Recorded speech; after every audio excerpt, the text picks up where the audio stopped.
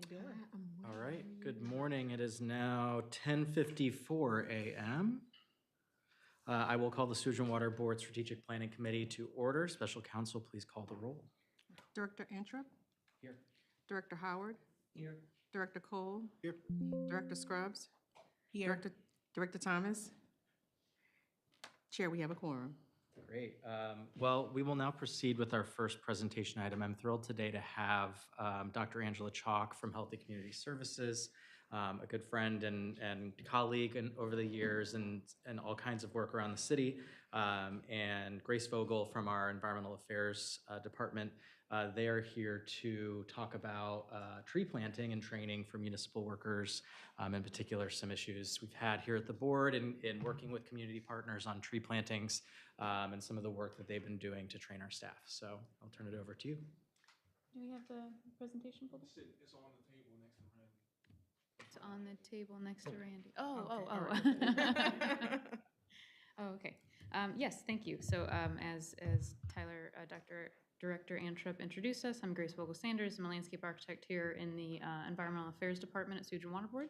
And I have Dr. Angela Chalk here. She's the Executive Director of Healthy Community Services and a visiting adjunct professor at Tulane University Celia Scott Weatherhead School of Public Health and Tropical Medicine. Yeah, that's a lot for me to say as well.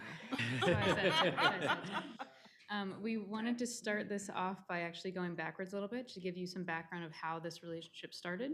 And I'll let Dr. Angela or Dr. Chalk talk about that because that's a relationship she started with Director Anthrop. Go ahead. So, Healthy Community Services is a community-based organization located here in New Orleans in the 7th Ward section of the city. An opportunity came about through the River Network and Water Now to establish relationships of building trust between community-based organizations and the water utility. And so during that time, Director Anthrop and we submitted a proposal and we won. And of the partners at that time, 2 were chosen to be highlighted. The Tucson Water Utility as well as our local water utility here at the Sewage and Water Board. So what you're gonna see is a video. If you can click that on, we'll watch a little bit of the video to give you some background on just how important it is to build relationships and trust with community-based organizations.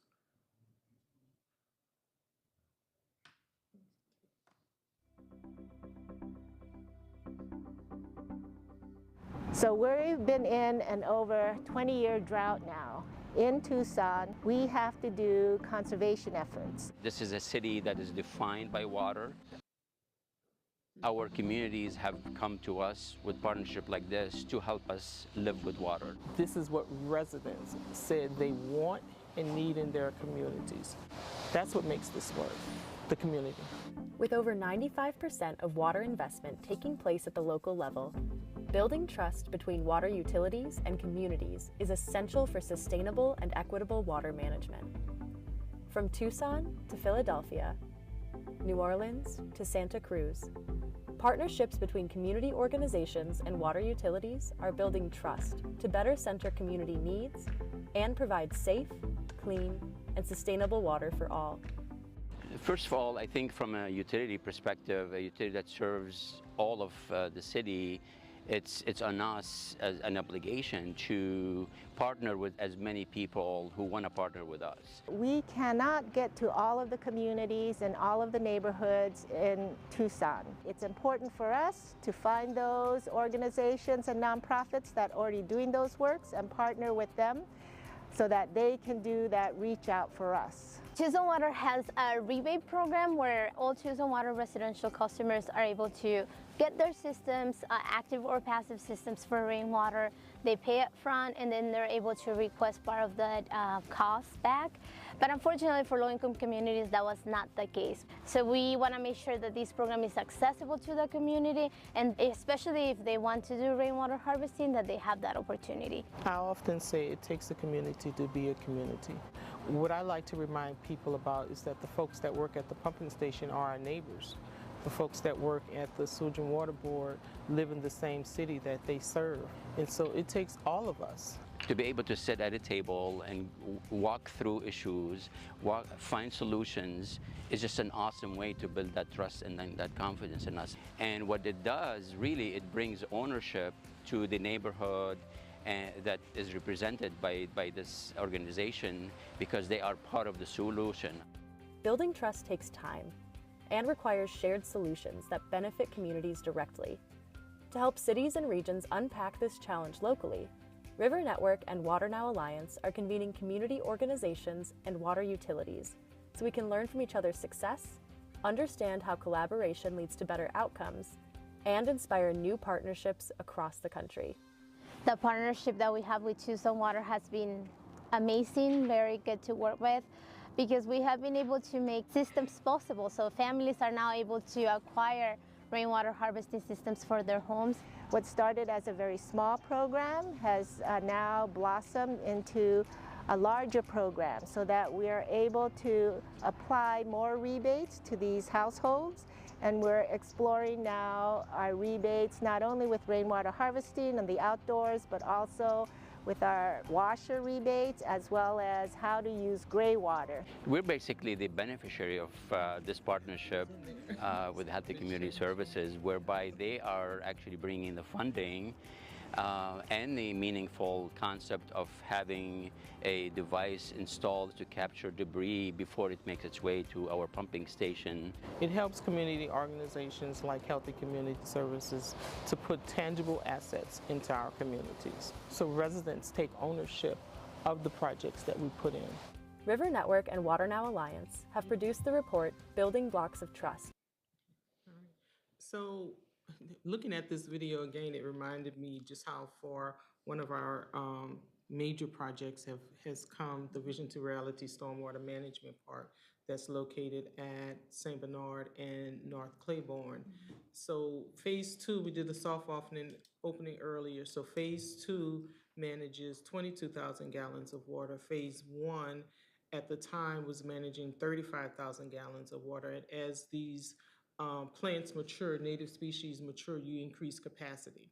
But what came out of the Building Trust Network was that we decided to do reforestation efforts along the Florida Avenue Canal, as well as deploy 2 litter booms that will capture trash and debris coming from pumping station 13, going to pumping station 19, which would ultimately, and we're still gathering that data, to determine what has been the increase in efficiency at that pumping station. But what we do know is that approximately a third of the debris is not making it to pumping station 19 as a result of those 2 litter booms that were deployed. That is an asset that Healthy Community Services paid for, had it installed, and now that asset is turned over to the Sewage and Water Board. So this is how our community organizations were able to work and build a partnership with the Sewage and Water Board. Now, let's move forward to the current issue of the trees along Florida Avenue. So this past July, one of our overzealous, and I'm claiming him as well, one of our overzealous employees decided that because of the heat, it was too hot for him to get out and cut the trees. And so he mowed down 102 trees and 8 tree stakes. Yeah. And so this was your first week here, Mr. Heyman. Welcome. Welcome to New Orleans. And you were very gracious. Yeah. And so Our employees did this? yes. And the neighbors, because the neighbors have taken ownership of all of the green infrastructure assets that we've implemented in the Sewage and Water Board. That lady came to my house hysterical with the video to demonstrate just what happened. And even as she was telling it to me, I couldn't even begin to fathom it until I went there to the canal to see what had happened. And to my horror, this is what we found. And so out of that, we had a multi-agency discussion on how we could move forward with this so that this never happens again. And so out of that, we developed a tree protection training manual. So we're piloting that now in order to develop new policies and look at ways of low maintenance solutions, such as planting in groves of trees along with prairies, so that the board reduces the amount of money that it spends on maintenance of these levees. But what we found out is that the tree protection policy, municipal policy, does not protect trees on public property. It's only the public right-of-way that the Orleans Parish Tree Protection Policy protects. And so our friends at Parks and Parkways were able to come along and help us and they've been right here with us, and the ladies are here with us, Amanda Walker and Catherine Wheeler, were able to participate actively with this and helping us to develop a pilot manual program.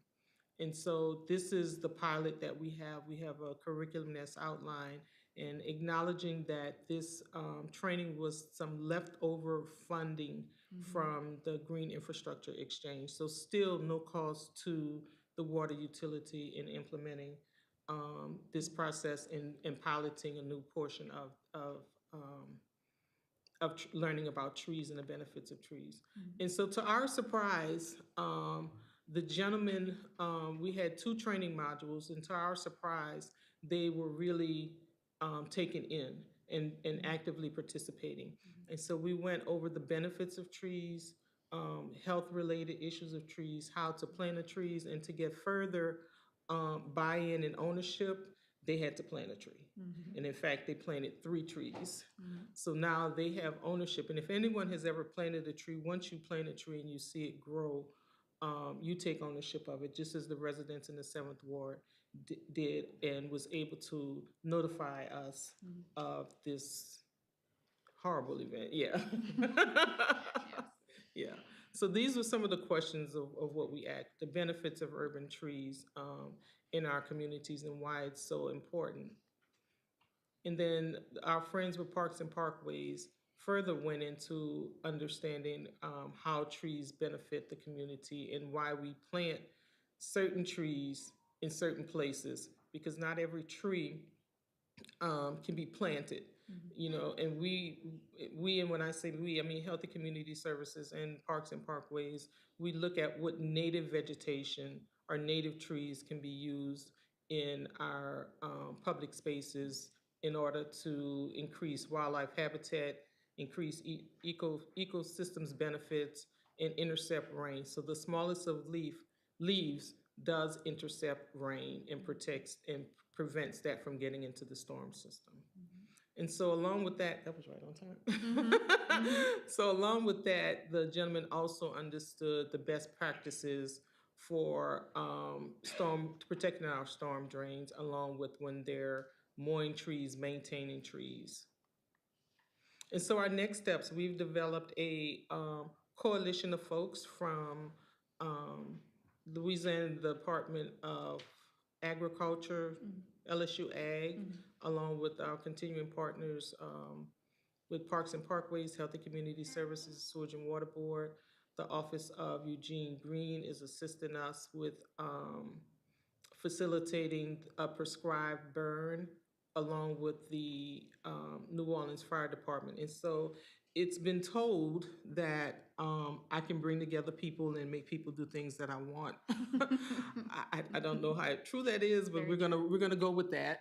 But it has never happened in an urban setting, and it has certainly never happened in New Orleans, that we have a prescribed burn. And what that prescribed burn will do will help us to kill out that vegetation along the Florida Avenue Canal in a more eco-friendly manner, to now prepare it to plant groves of trees. And Grace will explain to you the groves of trees, but we're looking at sourcing native wildflowers, some that will be a combination of plugs, seeding, and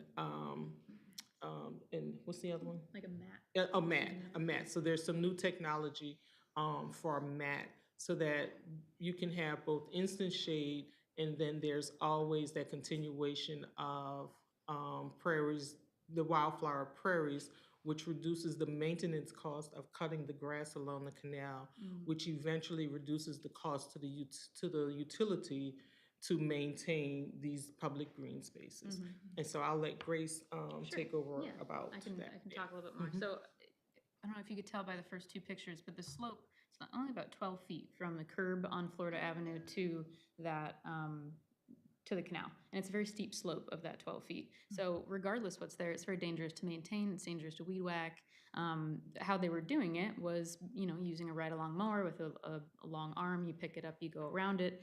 And it wasn't that the trees were the issue, it's the spacing of the trees. So we also heard that. And during that tree training, it was a really great space, safe space for everybody to exchange, you know, issues and questions and, you know, debunk some urban myths about trees and how they function, how they can help us, and also for us to understand truly what is the easiest setup and design and installation for Student Water Board for us to still correctly maintain our infrastructure. And added onto that, right after our first training, Support Services was actually cleaning the Florida Canal right by Central Station, so we got to go and see just how much it takes to, you know, crane in bobcats and see them push around and crane everything out and how much space that's really needed.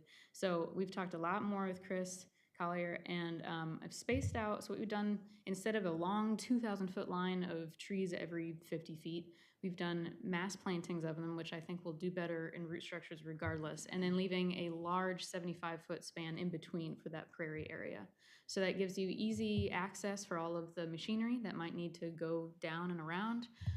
It's also easier to reach if you do just need to mow it back down. And the trees will take up more of that 12 feet space, so you don't have to get around them. You don't have to reach down. So in this sense is what we're proposing, and as Dr. Chalk said, we're still in talks with, we're gonna reach out to, let's see, SFA University in Texas and Eunice, Louisiana. The Louisiana Native Prairie Institute in Eunice, Louisiana. Yes, because they have an urban prairie that they do prescribed burns on. So we're hoping they can shed some knowledge. And this is also opening up more training opportunities. So the maintenance for prescribed burned prairies is more prescribed burns. But that means you don't have to weed whack it. But that means we'll have to figure out how to keep burning it. So there's the department, LDAF, Department of Agriculture, Forestry, they put on trainings to become certified in prescribed burns. You know, you get the fire department to oversight, but you retain that knowledge and you get that certification. So that's another avenue for our crew members here at in Support Services and citywide to get more knowledge and do more things. Yeah, I would just, in closing, I would just say that use this as an example of how the utility can work with community-based organizations, especially if we're leaving assets with the water utility. I mean, at no cost, and we realize that everybody is budget strapped, but when there are opportunities to receive funding from philanthropic organizations or professional organizations, you know, use us. Actually, Grace and I will be presenting at the American Geophysical Union conference next month here in New Orleans, and then we've presented this finding, not this finding, the partnership that we built with the utility at the River Rally 2 years ago. Yeah. And so I'm always looking for ways to not only purport, to shine a light on what our organization, what our water utility is doing, but spaces for educational opportunities for us to present and share our information. Yeah, I also, the grant that we had leftover money on was, again, a grant that I went after, and it was actually still a grandfathered in from Director Andrew, Dr. Chalk, Director Andrew, from the Green Infrastructure Leadership Exchange. And they offered a grant that I went into because we already had this partnership set up. We're already working together, and it's just easy to figure out next projects and keep the ball rolling. And they were also very understanding and supportive of how we change directions in the middle of our grant to use the leftover money to do this, because they also really valued it and supported the efforts, and it makes a really great story for them as well, and The content. other thing that I wanted to mention is to show you all the depth of the commitment that Healthy Community Services has with the water utility. I follow Director Anthrop wherever he goes, and if his vocal leaves, I will be following her as well. But to know that Jillian Croce Oh, yes. accompanied us on a trip to Amsterdam to understand how their system can be integrated into ours and best practices. So that commitment is deep. When you take a delegation of 26 people to Amsterdam and get them back safely, and out of that, you all, Director Nelson and Mr. You were at the first meeting of our investigative study of why it floods in Treme in the 7th Ward. And so the next meeting, the final output for 7th Ward will be December 9th to release those findings of our investigative study about flooding. And then this is the very last thing that I'll say. The site of the Vision to Reality Stormwater Management site, that site has changed so dramatically that it is representative of folks coming to our community to understand how community organizations work with public utilities. So yeah, I thank you for your time. Yes. If I can make, oh, go ahead, I'm sorry. I'm assuming these species have been selected Yes, based on so the... these three specifically, we talked to Dr. Anna Timmerman from LSU Ag, and she said not only are these three native, but they do the best around this type of prescribed burn and prairie. And then we'll still have offsets, but yeah, that's why we picked So them. the roots won't interfere with the roadway, like a live oak or something Right, like that, would yeah, it? yeah. And what does a Louisiana prairie look like? I don't... They call it a Cajun prairie. Cajun prairie is actually quite beautiful It is. because there's a special seed blend that's used for a specific area. So we would have to create a seed blend for Orleans Parish because of the agricultural zones. And so they put together a seed blend based on what we want to see. And I can tell you what we want to see is that something is blooming all the time so that it doesn't go dormant and folks think that the prairie is dead. Right. So it's a mixture of what it's going to look like. LSU's formulating that? We'll work with them. Yeah, Maybe we'll the work with units, them. yeah. Yeah. But, coneflowers and maybe some molly grass and Echinacea. echinacea. And again, we're creating habitat and improving the ecosystem benefits. If I may, I want to say thank you, Dr. Chalk, for your leadership on this. I also want to thank you and the community for the grace that was shown to Swibno for what took place. I do want to be clear and fair to the employee. We don't know what happened in that I know there's been issue, there might have been a medical issue. Okay, and so I want to be respectful of that. But in either case, the trees were damaged, we caused it, and you helped us in developing a way to help train our employees better and make us a better organization, so thank you. Yeah, thank you. And the thing that came out of that was the social understanding the social determinants of health and that how heat impacts one's health and how long we're expected to live in this area as a result of heat. So from the beginning, I said, there is no punitive action that could replace what was done. And then how do we begin to explain and train people to get them to understand? And that was the only thing that I could come up with was an educational component. I never wanted this to be a punitive action for anyone, but as a learning opportunity for And the all of training's us. needed and appreciated. Thank you. Director Hayward.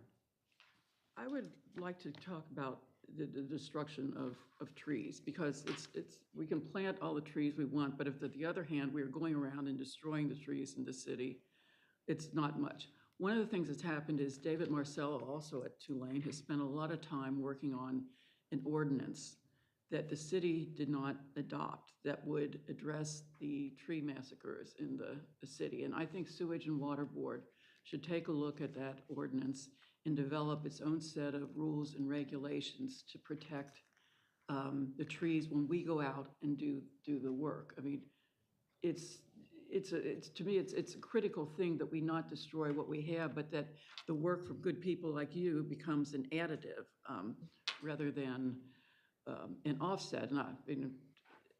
a lot of research has gone into this already. The work has been done. We know what has to happen. So let's tap into that resource if he hasn't given up completely. And I want to point out that trees now are becoming green capital assets, similar to the assets that the Sewage and Water Board now holds. And so each of those plants, each of those trees have a set value that's determined to them. And so which means that they then have a shelf life. So they can depreciate over time or appreciate depending on how climate reacts. And you can use that. There are municipalities, and I want to say in New York, are using that as green assets to receive monies from capital funding sources of revenue. So I would recommend to the board that they look at determining all of their green assets as tangible assets, just like you would do any other piece of equipment. Dr. Cole? I think I heard this, but y'all are engaging with the guys that actually have to cut the Yes. grass Yes. to come up with Yes. something that they can deal with. Yes. correct? And Steve, is that something that we look at on plan reviews? It's probably not so much in, I know with green infrastructure DPW, but- projects, we're Yeah. definitely looking at those things. And I mean, it would be easy to say, say we're spinning this a certain way, but the outcomes of this with the training and the responses that, support services and the networks you've had. Hoping, Like, we need to have the same thing with our networks group Yes. and having a review of what plantings work in terms of our maintenance as well as a tree canopy, I think is a huge step forward for us. And I really want to see that replicated. And this situation in particular just doesn't happen as often because usually on our canal slopes that we just mow, there's not a lot of trees.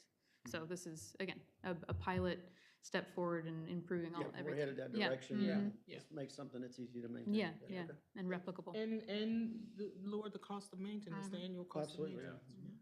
Yeah, ideally, you won't have to touch this. Right, Correct. exactly. Just burn it a little bit.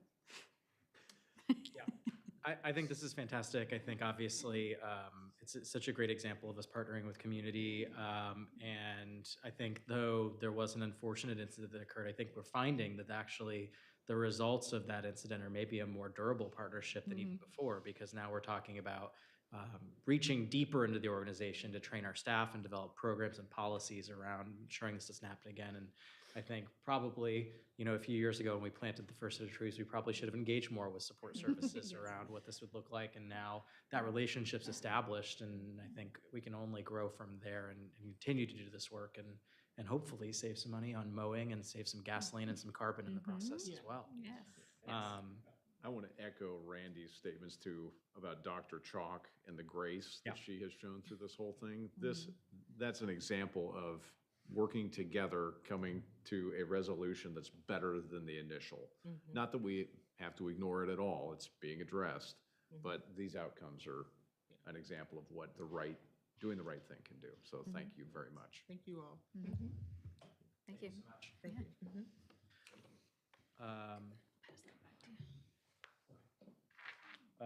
I will now proceed to our discussion items. Up next, we have our discussion of the House Resolution 305 Task Force in Southeast Louisiana Regional Water Purification Operations. I know we have Steve assigned to this, but I know that Director Cole is also at the last meeting. And this is really, I think we just wanted to discuss generally what's been happening at those meetings and continue to sort of formulate what is the board's position on this type of proposal that may be made. So if you want to catch us up on what's been happening and. Yep. Yeah, I don't think I have any slides. That's on fine. it, but we have had 2 in-person meetings, 1 virtual meeting. There will be a second virtual meeting this evening, which I think folks have invites to. And those meetings have included members of the City Services Coalition. So it's being led by a gentleman by the name of Dixon Betts, and then David Marcello is also involved. And then there have been representatives from the surrounding 5 parishes. So St. Bernard, St. Charles, Orleans, Jefferson, and Plaquemines. And the initial thrust was a discussion about a regionalized drinking water facility. And I think the discussions have been very pragmatic and I think really useful. And where we've gotten to over the last 3 or 4 meetings is that everyone shared. The first meeting was all of these different utilities, ourselves included, sharing, all right, well, what are our big issues? What do we face on a day-to-day basis? And then around saltwater intrusion, that's kind of the impetus for the regional drinking water facility. And what everyone shared is that infrastructure and aging infrastructure is our chief concern. All of us, including Jefferson, St. Bernard, and Plaquemines, who have systems that are decades newer than ours. We're all in the same boat. So what's come out of it, I think, is a series of more possible pragmatic solutions. Now, there's going to be a lot of meeting and reports and analysis between now and next March, April, I think, at which time next spring, summer, they're going to have their final report due. But where we're sitting right now is a regionalized drinking water facility is probably a little more expensive and doesn't necessarily address that root issue of aging infrastructure. And there are some other solutions. We've had presentations from a professor at Tulane about saltwater intrusion and some of the root causes of that. Some of it is drought. Some of it's also the way the river has morphed over the years. And so the next steps will be a meeting with the Army Corps of Engineers to talk about some of the things that they have been able to do over the last handful of years with the sill that they have installed and the augmented sill, some discussions about crevasses and water flowing out of the river and options for how to manage some of that. And then the next step in what seems to be the next logical progression is investigating interties between the parishes. So we have an intertie with Plaquemines Parish that we've used a handful of times over the course of the last 2 years, looking at, well, what if we upgrade these interties between ourselves and Plaquemines and Jefferson and Plaquemines so that their intake can effectively be moved up the river? Because a regionalized drinking water plant, in addition to being very expensive, what was also determined is that each of us water purveyors use different chemical processes for treating our water. And so in order that you don't want to have shifts in water chemistry within your system. You could have issues with corrosion and other problems, which is Michigan. We do not want to get into that scenario. And LDH was actually at the last in-person meeting that I was at, made that very clear that from a regulatory perspective, it's not just cost. Regulatory is very, very difficult to overcome as well. But there are some solutions for the interties, and then also potentially some connections across the river. So these are much more affordable solutions, but achieve a similar result in that we can provide water to one another, not just in the presence of a saltwater intrusion event, but like I said, we've had to open it for Plaquemines. They've had issues with their plant. I understand in the past, they've sent water to the lower coast for us. So being able to increase our ability to share potable water is, I think, the next step for us, investigating the feasibility and the cost. So I think it's headed in a pragmatic and reasonable direction. Yeah, my takeaway was that it pretty much abandoned the concept of a regional purification plant. And there was a discussion of, okay, what if we all shared an intake? And that's not completely off the table yet, but wholly impractical. Construction, cost, everything. And the money be better spent. If they're going to spend $2 billion or whatever, would be, for us, maybe upgrading the mains in the Ninth Ward so we can connect to St. Bernard and provide them with meaningful water. Steve and I talked about maybe drilling a line under the river to connect the East Bank to the West Bank, which could result in, maybe getting rid of the Algiers plant, which could be a ultimate cost savings to us. So that's really where it's headed more. Yeah. Do you have a sense that there's any sort of state funding that is sort of perhaps going to be attached to any recommendations that are made as a result of this? No. Yeah. Not at this time, but I think that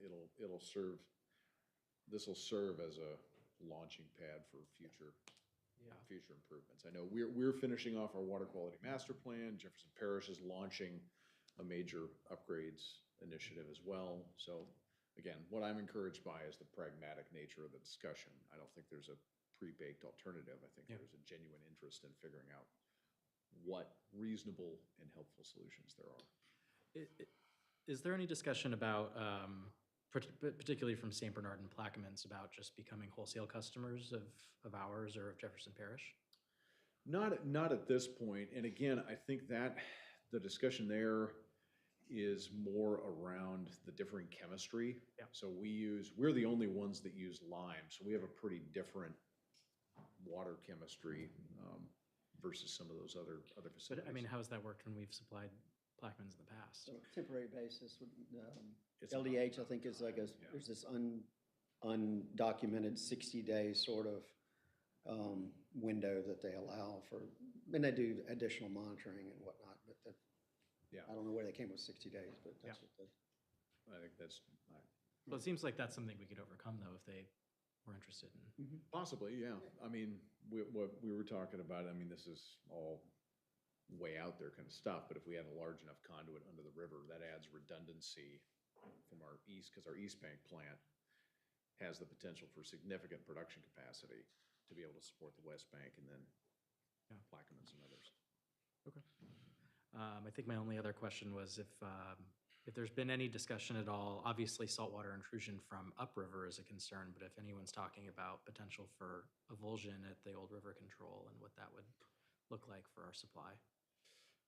That would be a serious issue. I mean, if the old river control structure was overcome, that would be a whole different. Yeah. Seems like something they would want to take on, though, as a discussion point for any kind of regional water supply concerns. Yeah, if the river dries up, that's a whole nother problem. I'm sure that Dr. Maselli has some thoughts about that as well.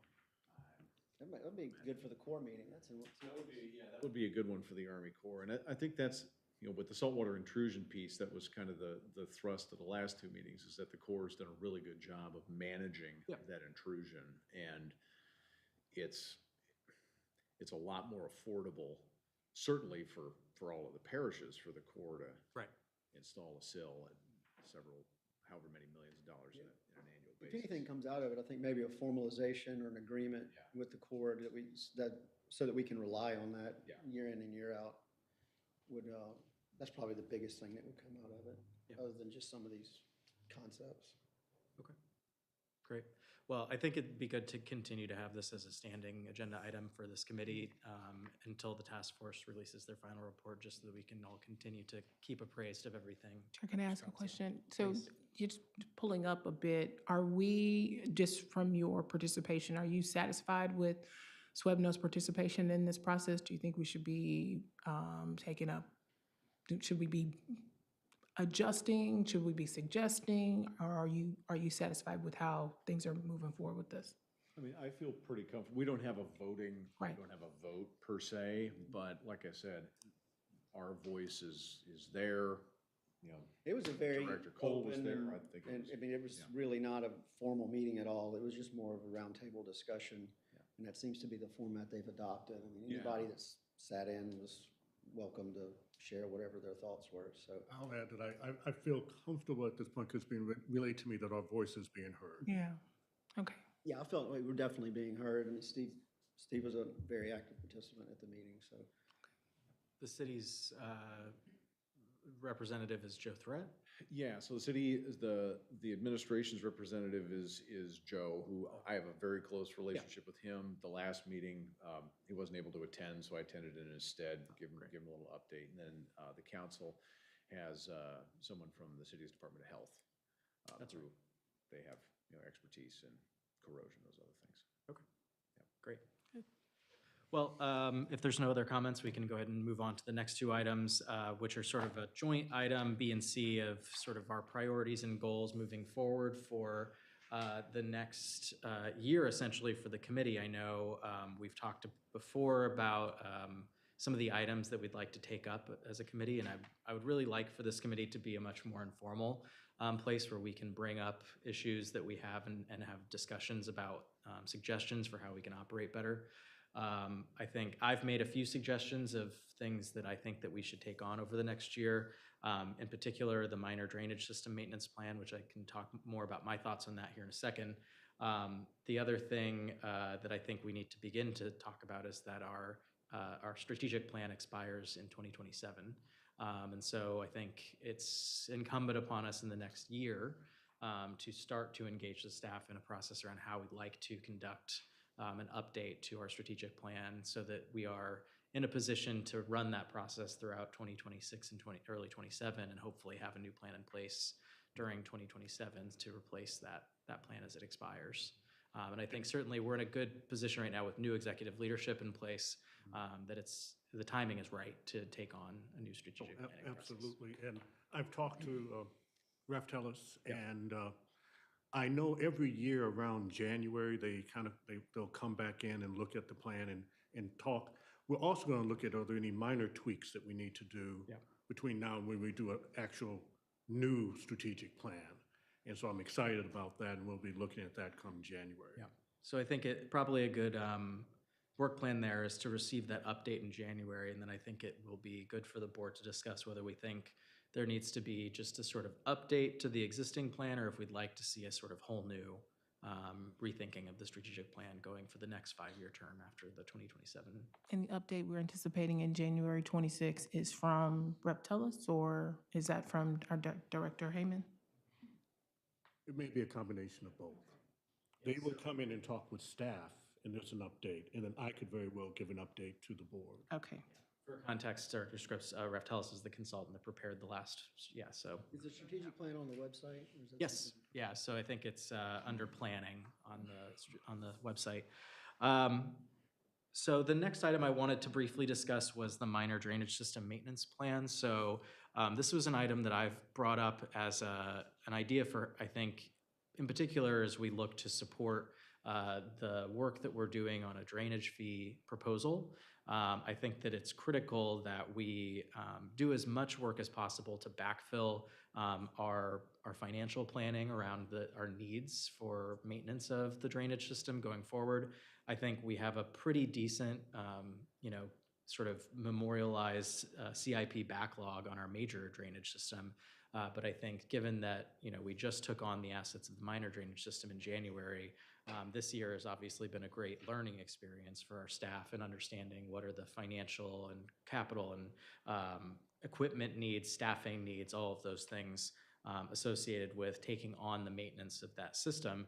And while I think that we've, publicly stated what we think the numbers look like in terms of what a reasonable annual allocation to do that work is, I think that it would be incumbent upon us to really conduct a sort of open process that sort of audits the work that we've done so far, having board involvement in, setting those priorities, in particular around whether we want to continue to contract work out or in-house some labor, the types of equipment that we think that we need to procure and how we're going to plan in order to do that, so that we can be incredibly transparent with the public when we're going out and asking for some sort of funding request about exactly the things that we're going to be purchasing with that money and the results that they will see as a result of that. So I wanted to really bring this up today as the staff has sort of indicated that they can provide some sort of update at the January meeting about how that sort of first year went.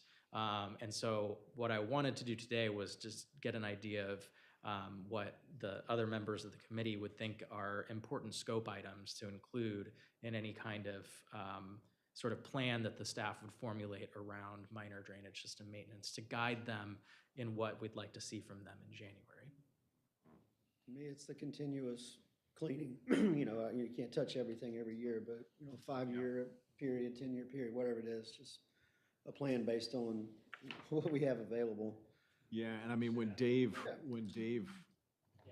we learned that we were going to be given the small diameter drainage, Dave put together a really good look at years 1 through 5, essentially, and that's where the numbers of $25 to $40 million on a recurring basis to address 20% of the system a year. So that's cleaning 17,000 catch basins in a given year, cleaning what is this, 8 million linear feet of drain lines, so 1.6 million linear feet of drain lines, and then also making repairs to that 20%, because that's what we're finding as we're doing the cleaning, is that you can have the system clean, but if there are strategic breaks in the system, you have a problem. Case in point, Carrollton, from Carrollton, from Maple to Oak on the riverbound lanes, you get water that stacks up. They've cleaned all of that, but there's a break downstream that has to be repaired in order to really get it to work. The whole line really needs to be replaced. Yeah. It's underneath oak trees. So yes, Dave's put all that together, and to your point, we already know the vision. We're gonna have to start with a contractor level at this high, at an increased level of contractor participation, and then that's gonna taper down to utilizing more internal crews, and then the contractor handles more of the triage, whereas we're doing scheduled work in-house, contractors stepping on board. But again, the challenge that we've had is the funding piece. Right. I That mean- was our initial approach.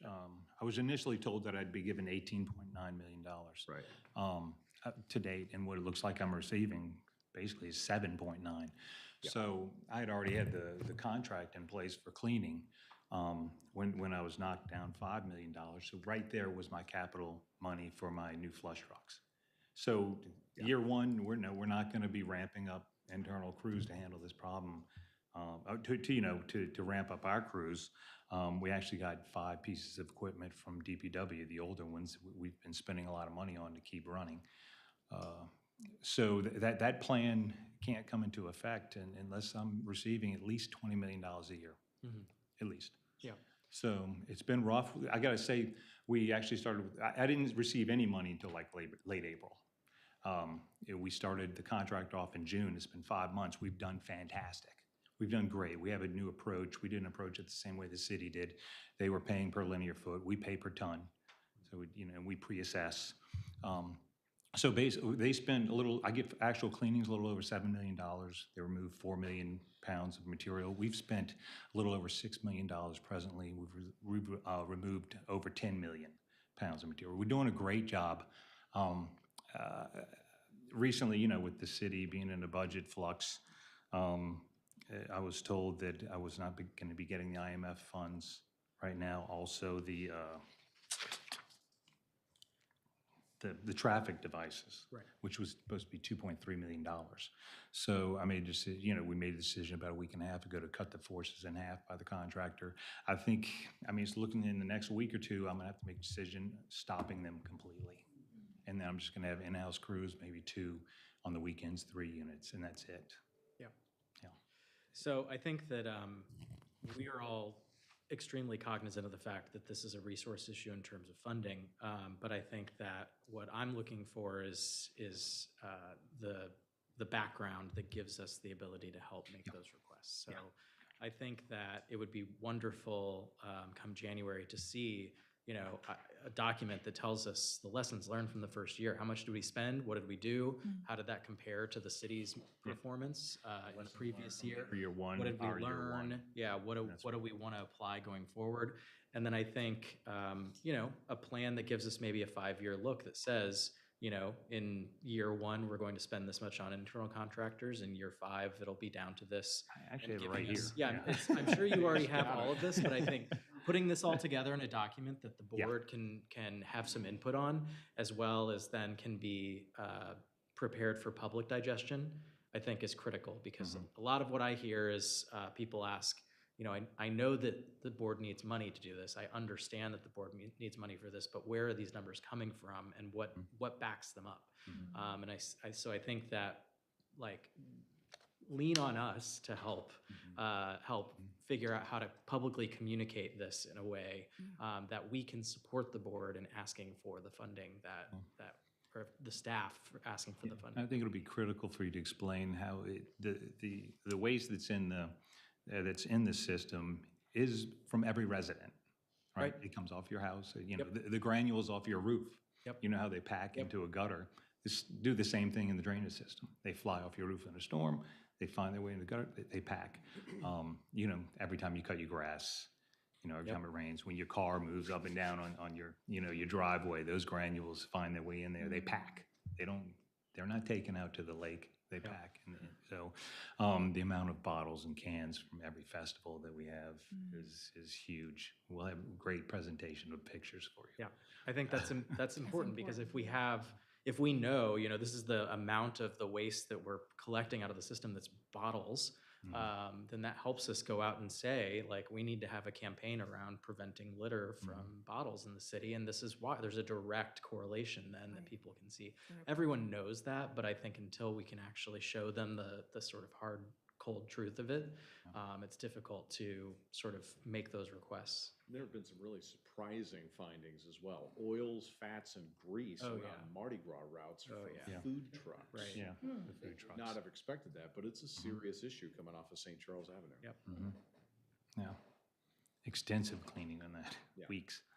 Yeah. Any further comments on the minor drainage system planning effort? So I think, yeah, please. Did you have an ask of directors to provide additional feedback?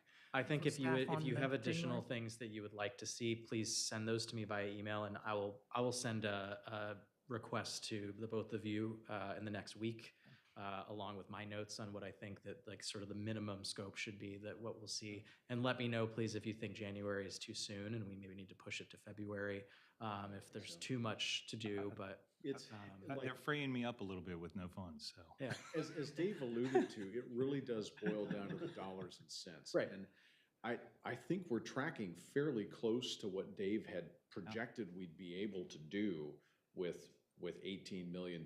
This is what we would have been able to hit. yeah, The cleaning has gone really, really well. We're about to knock that back significantly. Where it's been a challenge is the repair to drain lines, including sinkholes and things like that, where it's not a zero-sum game. We've got enough work with networks on the water and sewer side. There aren't crews just sitting around waiting for something to do. So without the proper level of funding, and Dave laid it out, I think, very cleanly, and I would look forward to presenting that at our January meeting. This is what we plan to do and can do and will do, and this is what we're finding is Dave it was genius the way he set it up to pay by the ton. yes. Contractor has every incentive to find the dirtiest pipes possible, and we're seeing you're getting the most bang for your buck. And that was good. Actually, how I came about that, working with Javier, who's my number two, we went to the city and said, hey, what are your lessons learned? So they were really upfront with us. So we talked to them about that, and then it kind of, popped. Like, oh, this is what we need to do. Yeah. And I think these are the things that we need to be sharing with the public more, that we I saw when we met in Tremay with the residents that like when people see and hear the work that we're doing, they respond very positively, and suddenly their perception of us and their perception of any future ask of resources changes quite a bit. And so I think we need to continue to do that. And I think this is a bit leading into the next thing I wanted to bring up as our discussion item, but, to lean on us as board members, as people in the community who can help to communicate this and help speak to elected officials and others to make these requests. Giving us all of that information makes it much easier for us to make those asks. So I think it's critically important. To speak about the specifics, it rained that Sunday Yes. after the meeting Thursday, and I went and drove the neighborhood. Those streets that they had the slides where there was that significant flooding, it was a pretty good shot of rain. We had somewhere in the neighborhood of 2 inches in 30 minutes, which is quite a bit. The neighborhood looked quite good. There was one location at an on-ramp that I think we've either gotten to or will at some point. But We've already been there, so we're working on it. Big They difference. have issues of the tie-ins to the box culvert. yeah, And the that's block huge. in front of Little Dizzy's. yes. Yeah. Yeah. I Is that a broken I line? sent them there. So I did send them there. So We'll talk about that But if it's a later. broken line, I need money. Exactly. ideally, if the plan is to hit everything within a 5-year stretch, the breaks and the major defects that you're finding in those 5 years from deferred maintenance or whatever, going forward, we should see a decrease in cost to address those after we've hit those. Over time, yes, over time, you eventually will see savings, in particular on the cleaning side of things.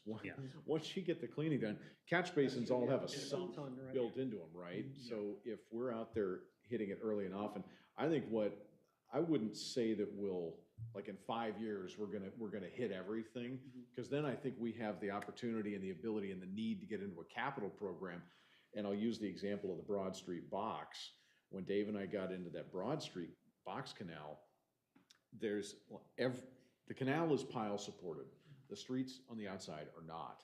So every single one of those connections are either flat or at a transverse, and you've got a break there, which may not be an issue right now, but if we can get in there and proactively do some lining, do some point repairs, I don't think that we're gonna go from like a 25 to a $10 million a year budget. I think there's an opportunity there to start doing some proactive maintenance. Yeah, that's our goal. I performed a good bit of inspections about 5 years ago in the major canals, and I'd have to say that's the number one issue in my book, is the connections to our canals. And that makes it very difficult if you clean all the lines in that watershed area, and then you have that broken connection. All of a sudden, that place is taking more water than it had before, and that could be a flood area. So actually, where there might be a business there that didn't flood, it's going to flood now. So that's really something that's very significant that everyone needs to know. As well as the lines that are in the canals. They look decent. They need some masonry work, but they're on piles, so they're not that bad. There is some significant buildups in certain canals that we need to address, and that this money doesn't even address that. I like to give the example, can I do it with South Galvez, is right behind University Hospital, and it's probably from the construction. It's a box canal with a very pronounced V-shaped bottom. That V-shape is probably in section probably about almost 2 feet tall. You don't see the V. It's like a sandy beach. So it looks like just a square box canal, right, with a sandy beach bottom. If you look at that, that's probably 20% of the square footage taken out of that cross section. If you put the numbers into the hydraulic equations, you're removing 65% of the flow capacity. So it's significant, and that feeds that university area hospital, some by the Superdome. We have the money cleaned. My staff is great, and we're talking about this. How can we get to that in-house and do that even without the money to do it? So we're working on. We'll come in sometime, but doing the best that they can. Yeah, but it needs to be. But issues like you said, that are publicly and transparently. The funding has an effect both ways. Yeah. Absolutely. I'll send you that photo sometime. It's very. Thank you. So to summarize on that point, I think if you have any other thoughts on scope, please send those to me by Friday, and I will send those out to these gentlemen so that we can hear from them again in January. The other item that I think that I would like to have on our work plan over the next year, as I said, is sort of related to this, is to create a board-initiated plan for how we would like to be engaged going forward with the staff. So for instance, I know there have been some instances recently of having, for instance, statewide elected leaders who have visited the board, and I think that many of us would like to have opportunities to be participants in those types of meetings. For instance, I know if there's a neighborhood meeting happening where the board is participating in my district, I'd like to know about that so I can attend. I think just generally, I think the board has an obligation to help the staff understand where we're at and what our expectations are with how we'd like to engage with the staff and with the community as members of this board. And so I'd like to take that on probably starting in January as well, as something where we can sort of work through what our desires are, collaborate with hopefully governance committee as well on what they would like to see, and sort of gather input from the rest of the board on how we'd like to sort of be a more active board within the community. Any other items that you think that we need to add to our full slate? I don't know if it belongs here, but I'd like to explore with Steve the connection to the West Bank, and then some of the interconnections. Yeah. I don't know if that belongs in the strategic plan or not, but I think it's something that certainly we can continue to talk about with our task force discussion, and as that wraps up, I think it will continue to be something that we can discuss as going that forward. in the implementation of the water quality master plan. Right. Yeah, and I think is it December that we'll get to see that? It's supposed to be Q4, so yes, given that we're there, Yeah. that's what I've been told is end of the year, so. Do we know, I think previously we had talked about doing, whenever the plan comes for approval to the board, that we would do that at the plant and do a tour. Yeah. Do we know if it's gonna be done in December, and I'll have to make double sure, but that's what I've been told. I just want to make sure that's Be sure we continued to clarify be sort of desired, and that we can plan around that. And if it's not going to be December, maybe it's January, and we do it that way. All right. Any other questions or comments? Chair, can you send the strategy committee work plan, what we have on that plan? Can you send that Yes. around for us? I will send that around. Thanks.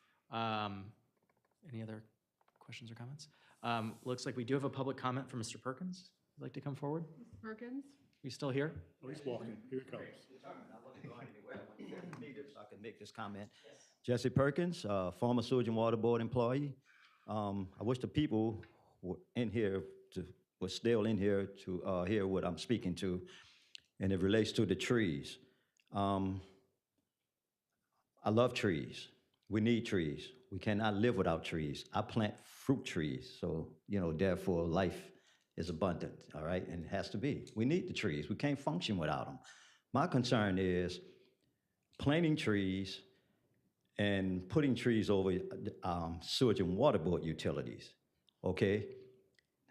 I'll just say this, on the record, off the record, whatever. There was a comment made that regarding the concern, well, that's what they call, you have 811 for. But let me remind you guys, 811, Sewage and Water Board is not a member of the one-call system.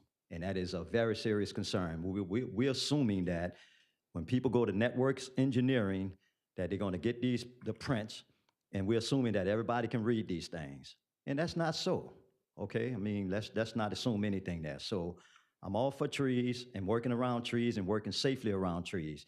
But there's only one way to really work around a tree, is to stay away from the tree and reroutes. And in every case, you may not be able to do a reroute, point blank, okay? I just want y'all to hear that. And this is coming from a guy who knows that, all right? I've had all kind of experience with coming in countering these trees out there. I also want to say one more thing as it relates to the city of New Orleans. I think this was back in 1990-something. I'm getting old now, getting gray hair falling out, so I don't remember the exact date. But the Sewage and Water Board turned drainage back over to the city of New Orleans.